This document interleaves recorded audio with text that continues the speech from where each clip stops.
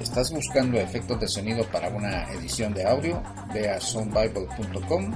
Cuando la página cargue, ve a la parte inferior, encontrarás unos audios de muestra. Puedes reproducir.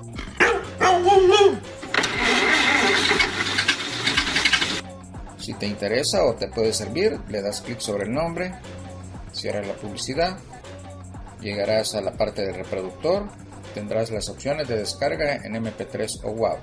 Das clic sobre el formato que quieres descargar, te esperas unos segundos. Si observas que no se realiza la descarga automática, también puedes dar clic con el botón derecho, guardar enlace como. Tendrás el explorador de Windows, por ejemplo en la carpeta músicas, le das guardar. En la parte inferior puede ser que te aparezca una alerta de seguridad, simplemente abres la pestaña y le das guardar y listo, ya tienes el archivo descargado de forma local. Si te sirve este recurso, compártelo. Hasta pronto.